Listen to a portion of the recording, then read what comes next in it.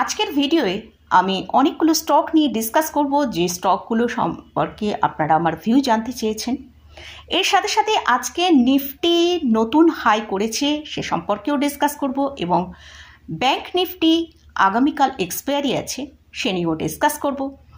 তাহলে ভিডিওটা শুরু করা যাক। আমি নিরুপমা শেয়ার শেখো চ্যানেলের পক্ষ থেকে সকল বন্ধুদের স্বাগত জানাই। আর চ্যানেলটা যদি সাবস্ক্রাইব না করে থাকেন তাহলে অবশ্যই চ্যানেলটা সাবস্ক্রাইব করে নেবেন, আর পাশে থাকা বেল আইকনটা প্রেস করে রাখবেন। আমি ভিডিও আপলোড করার সাথে সাথে আপনাদের কাছে ভিডিওটা পৌঁছে যাবে। আজকে আমরা নিফটির মধ্যে কিন্তু নতুন হাই দেখতে পেয়েছি, যেটা হচ্ছে 24,443। আমি আপনাদের সাথে মর্নিংয়ে টেলিগ্রাম চ্যানেলে শেয়ার করেছিলাম যে নিফটি কিন্তু আজকে একটা ভালো হাই দেখাতে পারে। যারা টেলিগ্রাম চ্যানেলের সাথে যুক্ত হতে চান, আমি ডেসক্রিপশানে টেলিগ্রাম চ্যানেলের লিঙ্কটা দিয়ে রাখবো। আপনারা চাইলে টেলিগ্রাম চ্যানেলে জয়েন করতে পারেন, ফ্রি অফ কস্ট। আর টেলিগ্রাম চ্যানেলে মোটামুটি আমি রেগুলারই মার্কেট নিয়ে কিছু না কিছু আলোচনা করি, তো সেই জন্য আপনারা টেলিগ্রাম চ্যানেলে জয়েন করতে পারেন। তো নিফটির মধ্যে আজকে আমরা নতুন যে হাইটা দেখেছি সেটা 24,443। তো মর্নিংয়েই আপনাদের সাথে শেয়ার করেছিলাম, যদি নিফটি 24,360-এর ওপর ট্রেড করতে থাকে তাহলে কিন্তু আমরা 24,400 পার করলে ভালো একটা হাই দেখতে পাবো। তো সেরকমই আজকে আমরা দেখলাম নিফটি 24,400 পার করে 24,443 পর্যন্ত হাই গেছে। তো নিফটির এই 24,450-এর কাছে একটা রেজিস্ট্যান্স আছে। যদি এই 24,450-কে পার করে আগামীকাল ট্রেড করতে থাকে তাহলে সেখানে কিন্তু আমরা একটা ভালো হাই, নতুন না হাই দেখতে পেতে পারি। তো নিফটি ক্লোজ হয়েছে 24,416, 97 পয়েন্ট ওপরে ক্লোজ হয়েছে। নিফটির জন্য যেটা স্ট্রং সাপোর্ট সেটা হচ্ছে 24,300। এর ওপর যতক্ষণ নিফটি আছে ততক্ষণ আমরা কিন্তু নিফটিকে এরকম বুলিশ মোডেই দেখব এবং নতুন নতুন হাই করতে দেখব। এবারে আসছে ব্যাংক নিফটি। ব্যাংক নিফটিতে কিন্তু আজকে আমরা সেভাবে একটা ভালো যে ব্রেকআউট দিয়ে সাস্টেন করে ট্রেড করা, যেটা নাকি 52,800, আমি মর্নিংয়ে টেলিগ্রাম চ্যানেলে আপনাদের সাথে শেয়ার করেছিলাম যে নিফটি যদি 52,800 থেকে 850-এর ওপর ব্রেক করে ওপরের দিকে ট্রেড করতে থাকে তাহলে একটা ভালো হাই আমরা দেখতে পাবো। সেটা কিন্তু আমরা ব্যাংক নিফটিতে দেখতে পাইনি। আগামীকাল ব্যাংক নিফটির এক্সপায়ারি আছে। ব্যাংক নিফটি আগামীকাল অবশ্যই একটা যে কোনো দিকে মুভ করবে, নয় ব্রেকআউট দেবে নয় ব্রেকডাউন দেবে। যদি ব্যাংক নিফটি 52,800 থেকে 850-এর ওপর ট্রেড করে তাহলে আমরা কিন্তু 53,000 থেকে 53,250 পর্যন্ত ওপরের দিকের মুভ দেখতে পারি।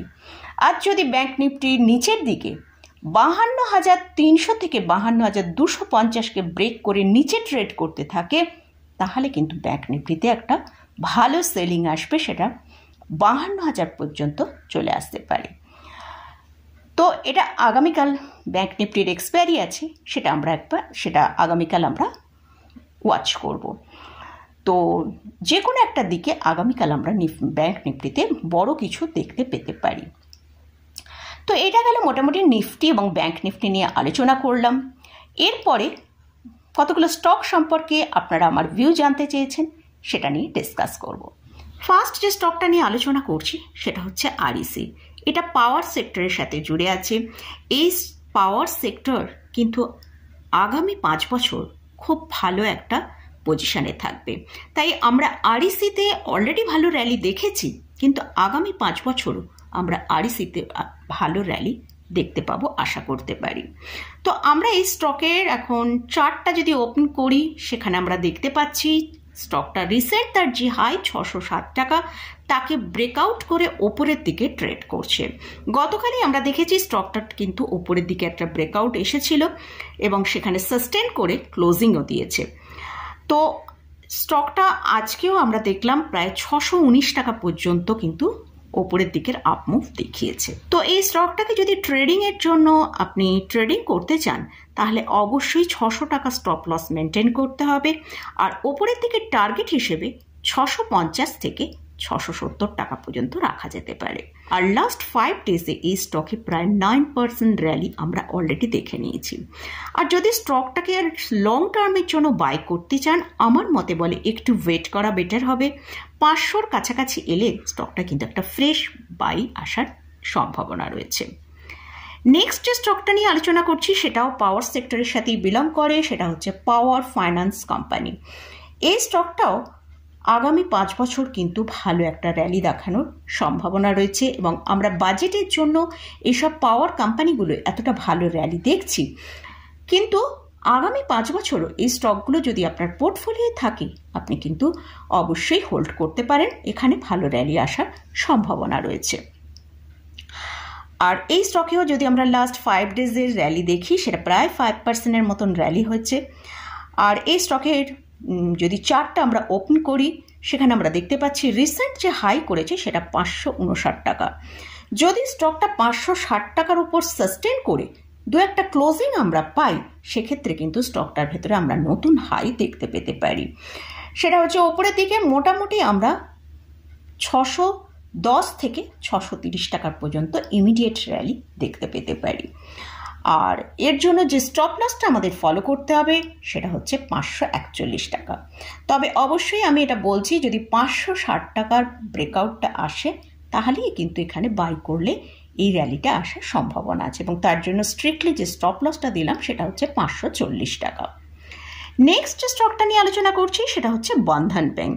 বন্ধন ব্যাংকের আমরা চার্টটা যদি ওপেন করি, সেখানে আমরা দেখতে পাচ্ছি জানুয়ারি 2024 থেকে মানে স্টকটা বেশ অনেকটা নিচের দিকে এসেছিল। সেটা হচ্ছে 34% নিচে কিন্তু আমরা ট্রেড করতে দেখেছি, অর্থাৎ 260 টাকা থেকে 173 টাকা এসেছিল সেরকম আমরা, এবং সেই 173 টাকা যে লো করেছিল সেখান থেকে একটা ইউ টার্ন নিয়ে 8 জুলাই পর্যন্ত যদি র্যালিটা দেখি, সেটা 21% র্যালি দেখিয়েছে। তো এই স্টকটায় যদি ট্রেড করতে চান, স্টকটা এখন 50 DMR ওপরে ট্রেড করছে। তো স্টকটা একটা রেঞ্জের মধ্যে এখন ঘোরাফেরা করছে, ওপর দিকে 214 আর নিচের দিকে 197 টাকা। যদি যেদিকে ব্রেক করবে সেখান থেকে একটা ভালো র্যালি আসার সম্ভাবনা রয়েছে।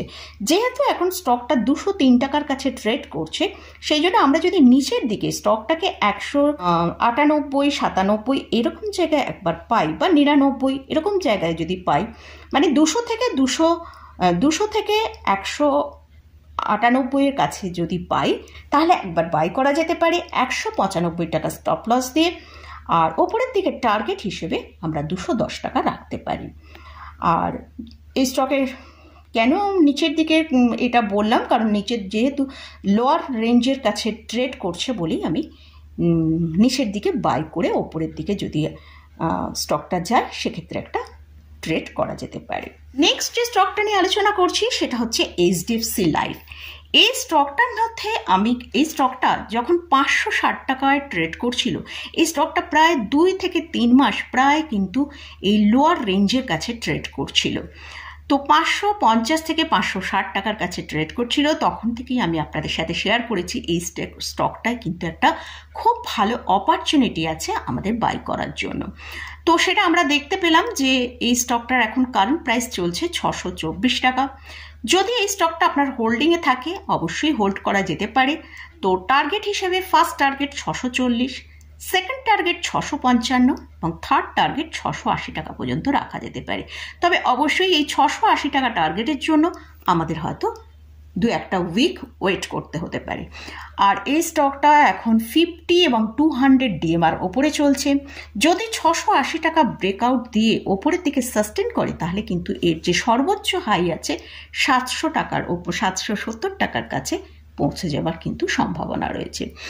এই স্টকের জন্য যে এখন ইমিডিয়েট যে স্টপ লসটা আমাদের ইউজ করতে হবে সেটা হচ্ছে 620 টাকা। অবশ্যই স্টপ লস লাগাবেন, কারণ মার্কেট মানে অনেক হাইতে ট্রেড করছে। প্রত্যেকটা স্টকই যদি ট্রেড যখনই করবেন, তখন কিন্তু স্টপ লসটা মেনটেন অবশ্যই করবেন।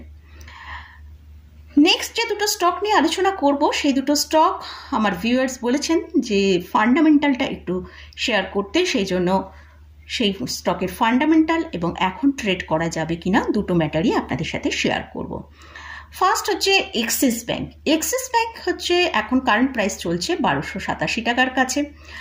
এর মার্কেট ক্যাপিটালাইজেশন হচ্ছে 3.98 লাখ করোড়, আর পি হচ্ছে 15.13। ডেপ্ট সেরকম কিছু নেই।